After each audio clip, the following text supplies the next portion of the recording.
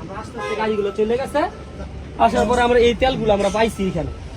আর যিনি ইঞ্জিনিয়ার ছিল ওনার বক্তব্য রেকর্ড করছি, উনি বলছে যে উনি থাকাকালীন তেল ঢুকে নাই, উনি আইসা দেখছে তেলটা বের হইতেছে, এটা ড্রাইভার উনি নিবে না। যিনি তেলটা মজুত করছে বের করছে এই ওনার নামটা উনি প্রকাশ করছে এই ভিডিওতে। এই অবস্থা এখানে এক মাহিন্দ্রা যে ছোট গাড়িগুলো আছে, ছোট মাহিন্দ্রা গাড়ি এই ফুল লোড করে নিছে এই গাড়ি, শুধু এই ড্রাম ভরা। এখানে মোটামুটি প্রায় 50-60 লিটার। আর এইখানে এক ড্রাম আমরা ফুল পাইছি। তারপরে এই যে এই তারা ওই দিক দিয়ে কিছু তেল আপনার দড়ি দিয়ে কিছু নামায় নিছে, এই যে ওয়ালের দিকে আমরা এই দড়ি সহ এটা আমরা পাইছি ঝুলন্ত অবস্থায়। আচ্ছা, এটা কি আপনারা খোঁজ পাওয়ার পরে আসলে কি তারা পাচার করার ব্যবস্থা করছে? জি জি জি জি জি জি। আপনারা কি মনে করছেন এখানে যা ছিল তার চেয়ে মানে ব্যয়বহুল? মানে আমি তো দেখছি এক গাড়ি পুরা নিয়ে বের হইতেছে, আমি তো এটা দেখে পাম্পে দৌড়ে গেলাম, গিয়া সবাই বললাম এবং সাধারণ পাবলিক সবাই আসছে, আইসা গাড়িটা বের হইতো, তারা দেখছে যে গাড়িটা যাইতেছে।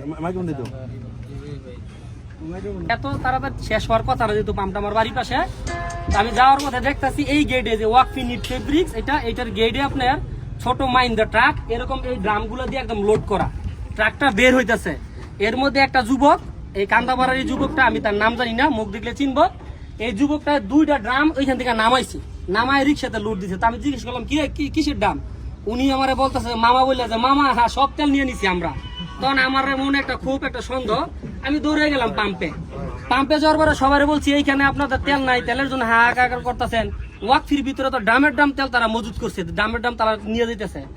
আমরা দৌড়ে আসতে আসতে গাড়িটা রিক্সাটা চলে যায়। এরপরে সাথে সাথে আমরা এই সাধারণ জনতা যারা ভুক্তভোগী তেল পায়নি তাদেরকে নিয়ে আমরা এই মালামালগুলো এই তেলগুলো আমরা উদ্ধার করছি। এর মধ্যে এখানে দায়িত্বরত যে ইঞ্জিনিয়ার ছিল, ইঞ্জিনিয়ারে আমরা সাথে সাথে ব্লগার সুমন আছে, তারপরে রনি আছে, আমরা সবাই প্রাথমিক অবস্থায় ফোন দিয়ে আনানোর পরে ওনারা ওনাদের জবানবন্দি নেয়। ইঞ্জিনিয়ার সাহেব বলে ওনার সাইড চালানো ওনার দায়িত্ব, কে কি মজুত করলো এটা ওনার দায়িত্ব না। কাউসার নামে একটা লোক পিতে হয়েছে আবুল হাজি কান্দাপাড়ার, উনি নাকি এই ইঞ্জিনিয়ার আসার আগে তেলটা মজুত করছে, আর উনি ঢুকার সাথে সাথে দেখছে যে গাড়িগুলো নিয়ে বের হয়ে যাইতেছে। মানে আমি যখন দেখছি এটা ইঞ্জিনিয়ারে বলছে, এই ভিডিও রেকর্ডটা আমার কাছে আছে। এখন এই সারা দেশে তেলের জন্য হাহাকার, আমরা সাধারণ জনগণ তেল পাই না, দোষ হয় প্রধানমন্ত্রীর, দোষ হয় এমপি মন্ত্রীর, দোষ হয় প্রশাসন বাহিনী। দেখলাম যে প্রশাসন বাহিনীরা মোটরসাইকেলে তেলের জন্য তারা ডিউটি করতে পারতেছে না, তারা আমাদের জানমালের নিরাপত্তা দিতেছে না তেলের জন্য। আর সে একটা পাবলিক হইয়া সে আপনার এই লক্ষ লক্ষ এই টাকার তেল মজুত করবে।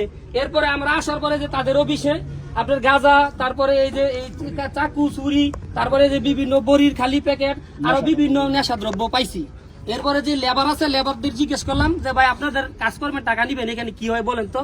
এই পরে ওনারা বলতেছে ভাই এখানে অল টাইম মাদক চলে, মাদক বিক্রি করে। আর কিছু কিছু পাবলিক যেমন জানাইলো, আরো কয়েকজনে জানাইলো যে এইখানে নাকি 200 টাকা লিটার তেল পাওয়া যায়, তাদের কাছে খবর আছে। তারা আমরা আসার পরে কমসে কম 5-6টা কাস্টমার আসছে আমাদের কাছ থেকে তেল নেওয়ার জন্য এইখানে এটার ভিতরে। আমার সাথে এই যে সবাই ছিল, এই যে সবাই ছিল এখানে, সবাই ছিলাম। আপনি তো রেকর্ডে তাদের জবানবন্দি নিয়েছেন, আসলে কার কার নাম বলেছে, কারা এখানে শুধু সে একজনের নাম বলছে, উনি বলছে আরো কয়েকজন লোক আছে, যেহেতু উনি তো আর এখানে স্থানীয় না। হ্যাঁ, ওনার নাম হচ্ছে কাউসার, ওনার বাবার নাম হচ্ছে আবুল। এই একজনের নাম বলছে আমরা তেল মজুত করার সাথে সাথে এই ধরার সাথে সাথে এই মজুদ যিনি করছে কাউসার ওই দিকটা ঢুকছিল দৌড়ে, লোক টুক নিয়ে লাঠি সোটা লিয়ে ঢুকছে। ঢুকার পরে আমাদের এখানে পাবলিক বেশি দেখে উনি আবার দৌড়ে গেছে, এখানে যে এরা সবাই দেখছে। আপনারা দেখছেন কিনা সত্য, আমরা সাধারণ পাবলিক অনেক বেশি ছিলাম সংখ্যা এখানে। আমরা তো প্রায় 3 ঘন্টা তাদেরকে এখানে আসছি, তো 3 ঘন্টাতে আমাদের পাবলিক কমে গেছে। তো পাবলিক কমে গেছে, অনেক পাবলিক ছিলাম, তারা লাঠি সোটা নিয়ে ওই পিছনে একটা গেট আছে, গেট দিয়ে ঢুকছে। তারপরে আমরা ম্যানেজার আছে, দায়িত্বরত যে লোক আছে, ওনাদেরকে আমরা রিকোয়েস্ট করছি যে আপনারা দয়া করে ওই গেটটা বন্ধ করে দেন। এখন ওই গেটটা তারপরে তারা তালা মারছে।